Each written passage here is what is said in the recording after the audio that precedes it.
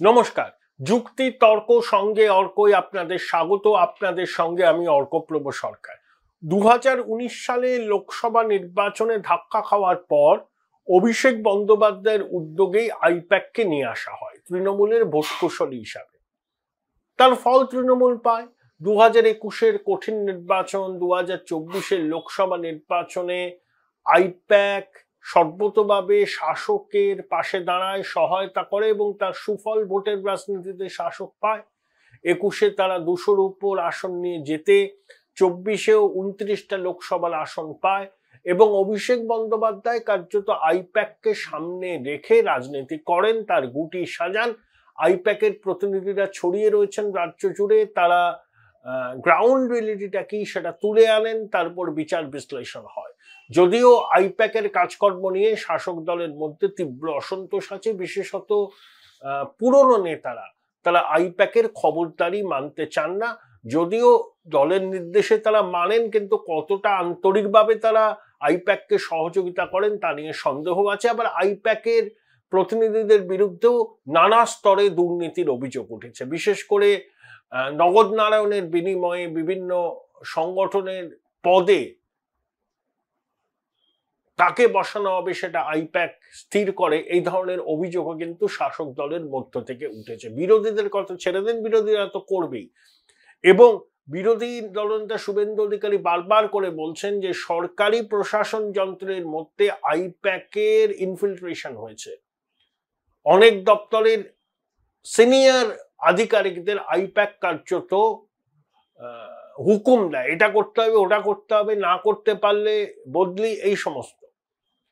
তথ্য প্রযুক্তি এই সংস্কৃতি দপ্তরেও নাকি এরকম হয় বলে শুভেন্দুবাবু অভিযোগ করেছেন।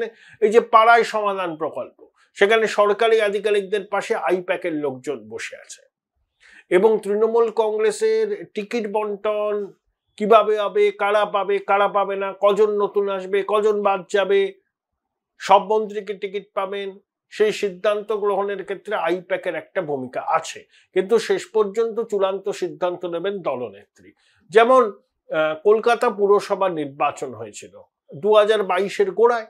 আইপ্যাক 80% প্রার্থী বদলের সুপারিশ করেছিল। মমতা বন্দ্যোপাধ্যায়, সুব্রত বক্সী মানেননি। তখন আইপ্যাক পিছনের সারিতে চলে যায়। মাঝে তারা কিছুটা আড়ালেই ছিল। মুখ্যমন্ত্রী আইপ্যাককে প্যাক বলেছিলেন। অভিষেক ঘনিষ্ঠ অনেককে পদ থেকে সরিয়ে দেন, তিনি বলেছিলেন তিনিই সংগঠন দেখবেন। এখন দিদিমণি বুঝতে পারছেন তার পুরনো সতীর্থদের অনেকেরই বয়স হয়েছে, দীর্ঘদিন ক্ষমতায় থাকায় তাদের চর্বি জমেছে, মাঠে ময়দানে নেমে রাজনীতি করা সম্ভব নয়। তাহলে ভোট বৈতরণী পের হতে হলে আইপ্যাকের সহযোগিতা দরকার। মুখ্যমন্ত্রী এটা বুঝেছেন, আবার আমে দুধে মিশে গেছে, আইপ্যাক আবার ছড়ি ঘোরাতে চাইছে। দেখুন, এই সরকার 15 বছর হলো, প্রতিষ্ঠান বিরোধিতার মুখে পড়তে হবে, দুর্নীতির প্রাতিষ্ঠানিকীকরণ হয়েছে। তাদেরকে নতুন ন্যারেটিভ তৈরি করতে হবে। আইপ্যাক প্রথমে দুটো জিনিসে ফেল করেছে নিদারুণ ভাবে। প্রথমত, বাংলা ভাষার উপর সন্ত্রাস হচ্ছে আর বাঙালিরা আক্রান্ত হচ্ছে, এই যে টেমপ্লেট তারা তৈরি করেছিল, কিছুদিন বাদেই তারা বুঝতে পেরেছে এটা কেউ গ্রহণ করছে না। তাই দেখুন, আস্তে আস্তে ভাষা সন্ত্রাস, বাঙালি নিগ্রহের বিষয়টা সাইডে চলে যাচ্ছে। বলছে একাধবার, কিন্তু এটা কিন্তু এখন আর মুখ্য বিষয় নয়। কারণ এই রাজ্যের বাঙালিরা সারা ভারতবর্ষে ছড়িয়ে আছে, সেখানকার মানুষের সঙ্গে মিলেমিশে আছে। পশ্চিমবঙ্গ ভিন রাজ্যের মানুষ আসেন, সবাই মিলেমিশে থাকি। তাই বাংলায় কথা বললে বাঙালি পরিচয়ের জন্য কাউকে হেনস্থার মুখে পড়তে হচ্ছে না। আবার একই সঙ্গে প্রবাসের বাঙালিরা, এখানকার ভারতীয় যারা বাঙালি, তারা মনে করছেন যে বাংলাদেশি অনুপ্রবেশকারীদের বিতাড়ন করতে হবে, কারণ তারা দেশের নিরাপত্তার পক্ষে বিপজ্জনক শক্তি। তারা বিভিন্ন জঙ্গি সংগঠনের স্লিপার সেলের সদস্যরাও এর মধ্যে লুকিয়ে থাকতে পারেন। অনুপ্রবেশের সমস্যাটা কত তীব্র সেটা মমতা বন্দ্যোপাধ্যায় যখন বিরোধী নেত্রী ছিলেন তিনি বারবার করে বলতেন। এখন তিনি ক্ষমতাসীন হয়েছেন, তাই ভোট ব্যাংকে অক্ষত রাখতে অনুপ্রবেশের বিষয়টা নিয়ে তিনি চোখ বন্ধ করে থাকেন। কিন্তু এই রাজ্যের ভারতীয় বাঙালিরা, প্রবাসে যে বাঙালিরা আছেন, এই যে বাংলাদেশি সন্দেহে বিভিন্ন রাজ্যের পুলিশ যাদেরকে আটক করছেন, তাদেরকে চিনিয়ে দিচ্ছে কে, বা সন্দেহের বশে তাদের কথা বলছে কি যে এরা বাংলাদেশি হতে পারে। ভিন রাজ্যে কাজ করতে যাওয়া ভারতীয় বাঙালি পরিযায়ী শ্রমিকরা। তাই তৃণমূল বুঝতে পেরে গেছে যে ওই বাংলায় কথা বললে সন্ত্রাসের মুখে পড়তে হচ্ছে, ভাষা সন্ত্রাস হচ্ছে, এই ন্যারেটিভ কেউ আর নিচ্ছে না। শুধু তো বিজেপি শাসিত রাজ্যে হচ্ছে না, দিদিমণির অত্যন্ত ঘনিষ্ঠ স্টালিনের তামিলনাড়ুতেও হচ্ছে, রেবন্ত রেড্ডির অন্ধ্রপ্রদেশ তেলেঙ্গানায় হচ্ছে, ভগবত সিং মানের পাঞ্জাবে হচ্ছে, সিদ্ধারামাইয়ার কানাডাকে হচ্ছে, সব জায়গায় হচ্ছে। এবং সুপ্রিম কোর্টে বলেছে যে অনুপ্রবেশকারীদের চিহ্নিত করে তাদের ডিটেনশন ক্যাম্পে রাখতে হবে। তাহলে বাংলা ভাষার উপর আক্রমণ, বাঙালি আক্রান্তই ন্যারেটিভ খাচ্ছে না। এটা আইপ্যাকের কাছে খুব সেটব্যাক। কেন্দ্রীয় বঞ্চনার ফাঁকটা রেকর্ড আমরা প্রায় 50 বছর ধরে শুনছি। কেন্দ্র টাকা দিচ্ছে না, 8 লাখ কোটি টাকা আটকে রেখেছে। এটাও কি গ্রহণ করছেন মানুষ? এত আন্দোলন করেও তো টাকা পায়নি। শিল্প, স্বাস্থ্যের বেহাল হাল, এর শিক্ষাটা বগে চলে গেছে। তাই তৃণমূল কংগ্রেস আগামী 5 বছরে এই করব সেই করব বললে মানুষ নেবে না। বলে তোমরা 15 বছর সুযোগ পেয়েছিলে, তোমরা কি করেছো, এবার হিসাব দেবার পালা। তোমরা কি করতে পারো সেটা পশ্চিমবঙ্গের মানুষ জেনে গেছে। তাই আমরা এই করব সেই করব, সোনার বাংলা করব, এইসব ন্যারেটিভ মানুষ নেবে না। তা আইপ্যাকও তাই ন্যারেটিভ খুঁজে পাচ্ছে না। দেখুন তৃণমূল কংগ্রেস কি নিয়ে প্রচার করছে, কোনো পজিটিভ প্রচার নেই। তারা কি করতে পারে মানুষ জেনে গেছে। 15 বছর ধরে তারা কি করেছে সেটাও মানুষ জানে। তাহলে এইসব বলে আর চিড়ে বিচবে না। ভাষা সন্ত্রাস মানুষ গ্রহণ করছে না, বাঙালি নিগ্রহ মানুষ গ্রহণ করছে না, কেন্দ্রীয় বঞ্চনার অভিযোগ সেই 77 সাল থেকে শুনে আসছি। তাহলে আইপ্যাক এখন ইস্যু খুঁজে পাচ্ছে না। বাংলা নিজের মেয়েকে চায়, হবে না।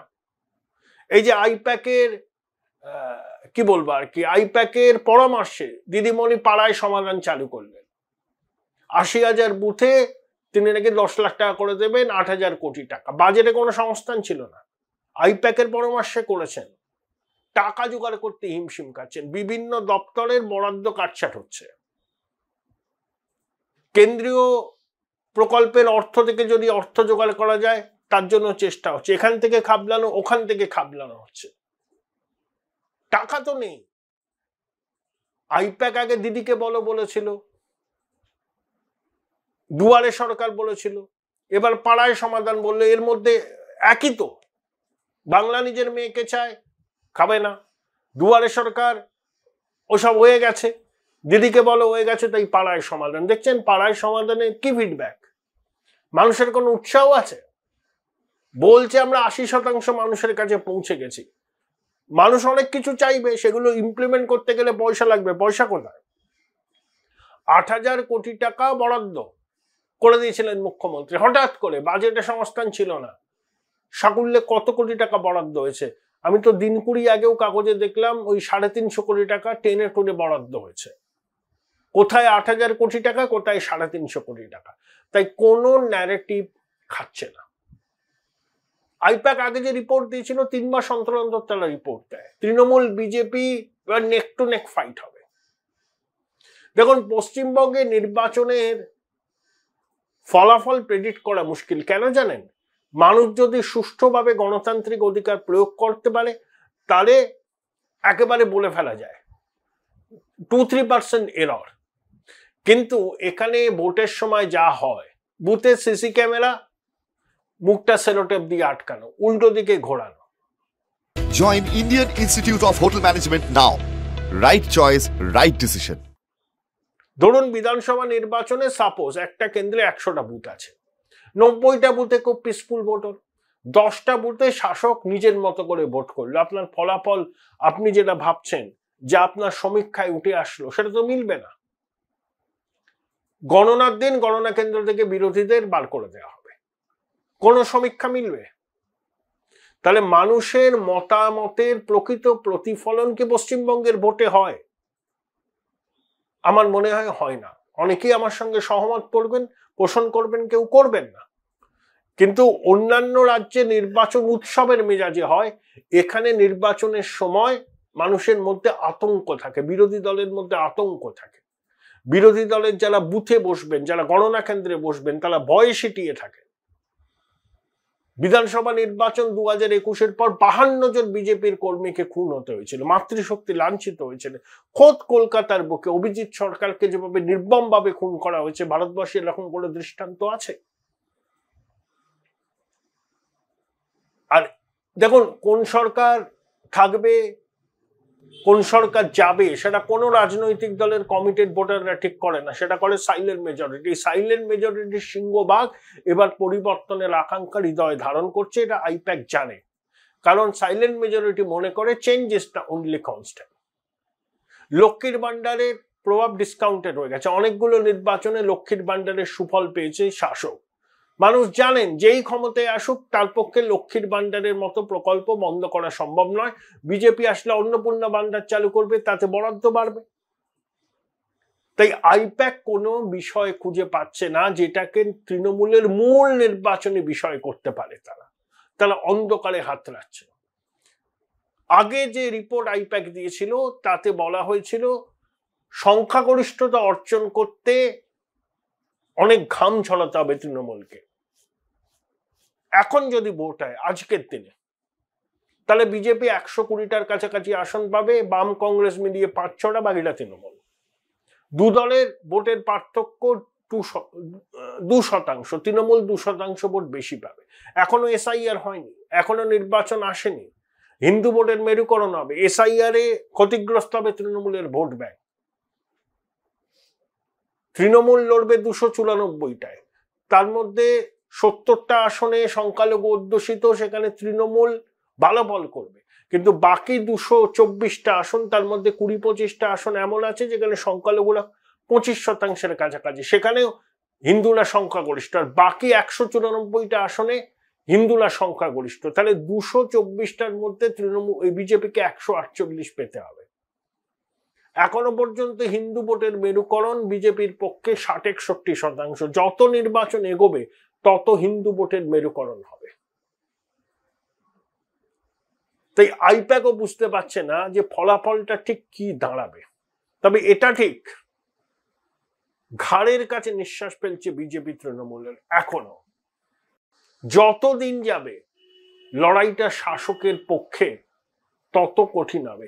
উত্তরবঙ্গ আমি বলে দিচ্ছি 54টা আসন আছে, কুচবিহারে 2টো, উত্তর দিনাজপুর দক্ষিণ দিনাজপুর মিলিয়ে কয়েকটা, মালদাতে তৃণমূলের খাতা খোলার সম্ভাবনা নেই, আলিপুরদুয়ার জলপাইগুড়ি দার্জিলিং মালদায় তৃণমূল কিন্তু আসন পাবে না।